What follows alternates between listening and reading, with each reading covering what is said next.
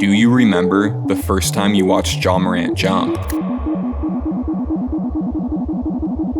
The absurd hang time, the otherworldly lift, the feeling that he may never come down again. Even in professional basketball, we don't see athletes like him often, grabbing crowded rooms with highlights that freeze fans in anticipation. There's a special hype that builds around that kind of star, an excitement built on potential, with all of us pinning our hopes on the man who we watch soar through the atmosphere. Unfortunately, there's always been a misconception around flight. It's not the defiance of gravity, it's negotiation, a tepid balance that allows something to rise, with the knowledge that it will eventually fall. But sometimes, the people watching at home don't know that. They don't see the atmospheric pressure bearing down, or the commitment required to lift off. All they see is a gifted individual coming back down to the surface, and nothing gathers a crowd like a fall from grace.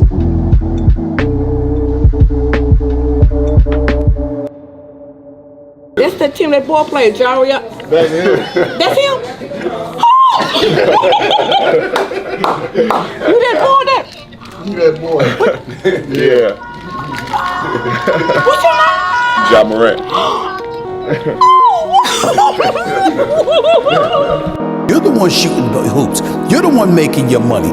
You're the one that's the face of the franchise. You're the one that's one of the preeminent faces of the NBA. And you're the guy that has a young child and a young family to look out for. And you're throwing all of this in jeopardy for what? Who are you doing it for?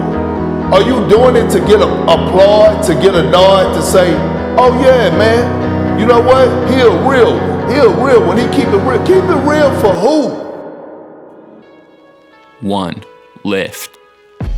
Underdogs have a way of finding each other. Ja Morant was an overlooked recruit who starred at Murray State. The Memphis Grizzlies were a franchise built on shrewd roster construction and pure grit. Neither were ever meant for the spotlight, but together they demanded it. The moment the second overall pick set foot on an NBA court, everyone saw the same thing: a star in the making, a constant blur of quick crossovers, pinpoint dimes, and best of all, high-flying acrobatics, twisting layups with more English than a literary seminar, wiry dunks that made you stand up off the couch. Suddenly, the Grizzlies had a national buzz. They had an enigmatic, young floor general with a visible swagger and a dynamic playstyle leading the way. A must-see event, setting social media on fire every time he put on a jersey. Morant took home the Rookie of the Year award with a stat line that would have been impressive for a veteran point guard. The first young star in Bluff City since Pau Gasol. But this one was different. He wasn't just a local hero. He was a phenomenon. Kids lowered rims to practice double clutch dunks. His hairstyle spread through schools. His sneaker deal became one of the year's most anticipated. Even his celebrations found their way into rec gyms across the country. Every week, some unbelievable play was sparking conversations around the water cooler.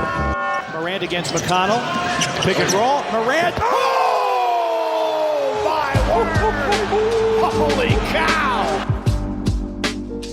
Collective ramblings soaked in the extreme optimism for Ja Morant's future. At just 21 years old, he was transforming the Grizzlies, leading them to the play-in with largely the same roster that found itself in the lottery just 2 years ago. The stage was set for a duel that felt bigger than a play-in game. Morant went head-to-head with Steph Curry, nearly matching the greatest point guard of all time in a 35-point masterpiece. There was no one on the floor capable of staying in front of him, and no rim protector ready to hang with him after he got a little momentum. Memphis, the Grizzlies are going back to the postseason. Even in the team's series loss to the Jazz, their playmaker was brilliant, averaging 30 points per game in his first taste of the playoffs. He was climbing through the ranks faster than anyone could have expected, breaking through the atmosphere between sports and pop culture. He was the league's newest obsession, and as the camera got used to focusing on him, the expectations changed. Extreme pressure had arrived, born out of the ever-increasing hype. The developmental curve didn't apply to Morant anymore. He had the signature shoe, the widespread recognition, the identifiable silhouette. He was a star now, and he would be held accountable like one. That's a daunting threshold to cross. The first real run-in with the weight of a burden. Everything he had done to earn this standing wouldn't be enough anymore. He'd have to improve across the board, capitalize on the potential he already outlined. That's not as easy as it sounds, but you wouldn't know that from watching his response. 2. Pressure. With more eyes on him than ever before, Ja Morant vaulted into a new stratosphere, a stronger, more assertive version of the live-wire act the country had fallen in love with. The same non-stop action without any lulls. He made his first All-Star team, won the Most Improved Player of the Year award, and led the Grizzlies to 56 wins. A sudden and inspiring ascent with everyone looking on in amazement. Any conversation about the league's future revolved around Morant, the 22-year-old point guard making the rest of the NBA look grounded whenever he stepped on the floor. When the playoffs started, he sent Anthony Edwards and the Timberwolves back to Minnesota in round 1, nearly averaging a triple-double in the 6-game series before a matchup with a familiar foe. Tried to make the most of it, come back, bottle this up, everybody make the right strides, take advantage of the summer, and you don't want to see us next year.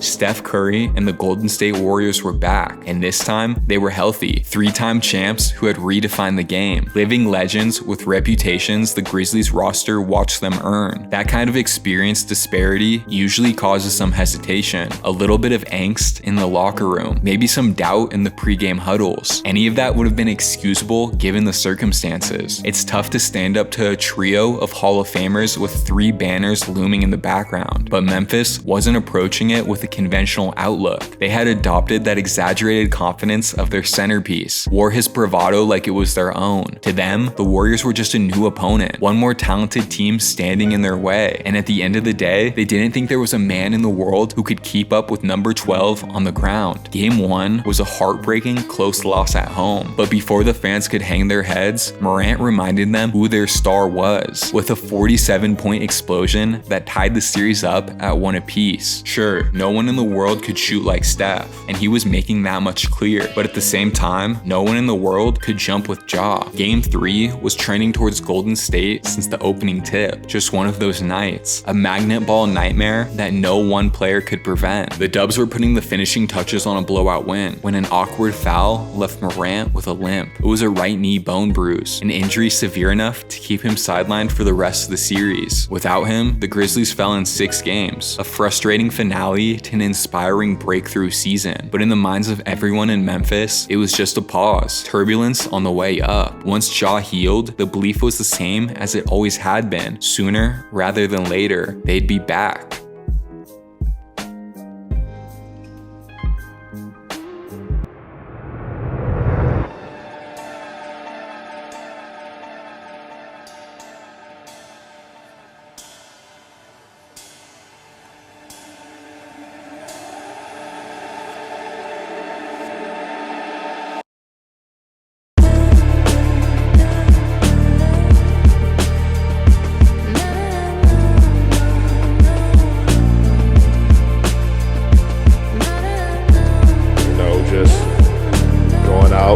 Next season and being Ja.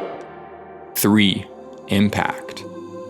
Ja didn't skip a beat when he returned. He pushed the limits of slashing, fracturing defenses with his aerial assault, and intercutting those brief stints in the clouds with brilliant passes. Another all-star nod, another year of testing the league's elite, another step closer to breaking through the atmosphere, until one lapse in judgment sent him back down to earth. In early March, Morant flashed a gun on an Instagram livestream in a Denver nightclub. Immediately after, he was suspended by the league for 8 games. He apologized, was dissected by every talk show in the country, and cast as the poster child for immaturity. Eventually, those 8 games passed. He returned to the court, and for a couple months, basketball was the main topic of conversation when his name was brought up. The Grizzlies stumbled in the fallout of the national story, ultimately falling to the Lakers in a first-round upset. It was confusing, but not uncommon for a young team, especially one that had endured a season under the microscope. It could have been nothing more than a painful lesson, but before the dust could settle, it happened again. A second Instagram live brandishing a firearm, and after the reaction caused by the first incident, everyone knew this one was going to be a lot worse. An 8-game suspension was pretty serious and something that he, at least to me, seemed to take incredibly seriously.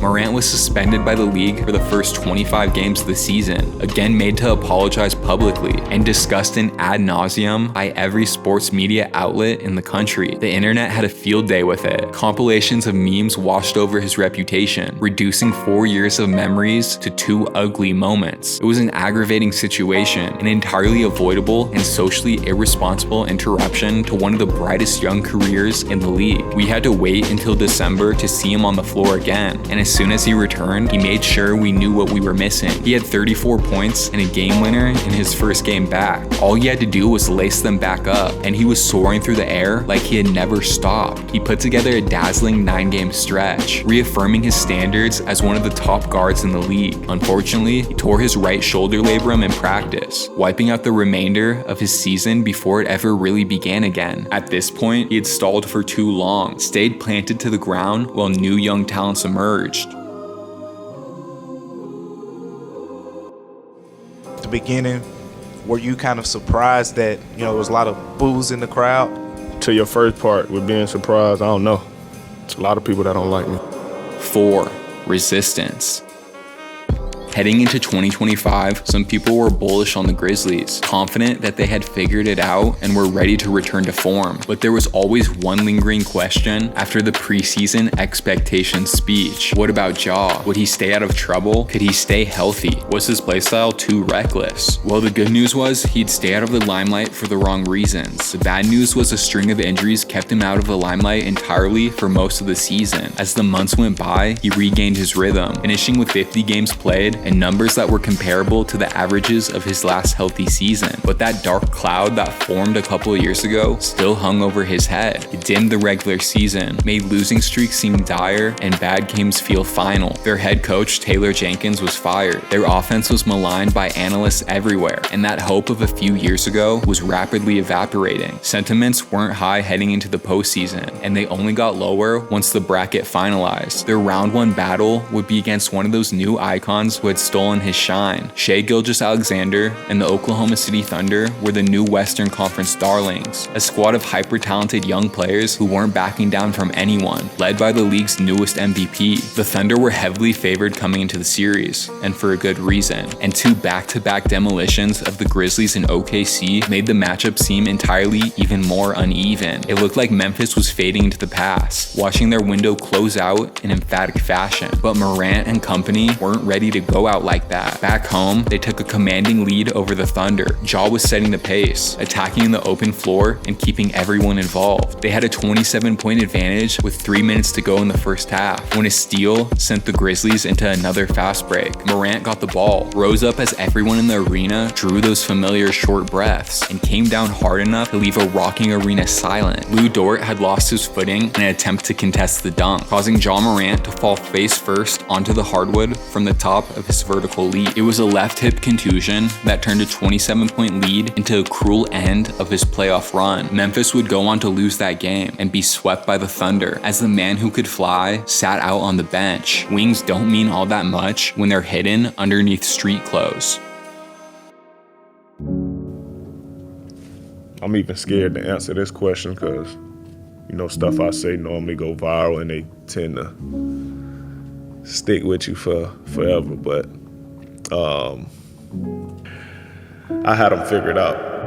The series ended like too many chapters of his career, abruptly with more questions than answers. One more season that could have been a statement added to a growing pile of what-ifs. At this stage, moral victories don't matter. The scoreboard is the only thing that counts, and the crowds all carry the same short-term memory. But careers aren't straight lines, and gravity's hold isn't final. It's true, what goes up must come down. That doesn't mean something that landed can't fly again. For the moment, he's a supporting actor in the very drama he once headlined. Thankfully, the final act hasn't been written yet.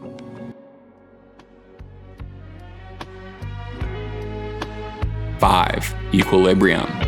We didn't make this video to defend Ja Morant. There's no way to see his actions in a different light or argue that he didn't know what he was doing. 2 bad decisions stunted what should have been a direct path to global stardom. There's no other way to frame it, but it's worth asking in moments like these, how long should a mistake made at 23 define someone? There was a reason for the backlash, a need for the immediate reprimand. The league can't allow its stars to act that way with kids watching on their phones. And at the same time, Morant was hardly an adult in his own right. He was barely 5 years removed from graduating high school, faced with more money and fame than he could have ever imagined. At some point, he slipped up, made 2 inexcusable errors, and paid a hefty price for it. And ever since, he's been battling through the reputational scars, navigating injuries, roster turnover, and now a coaching change, as his accomplishments were buried beneath an avalanche of outrage. No apologies are in order, and no blame needs to be assigned. We just need to answer one question: how does someone earn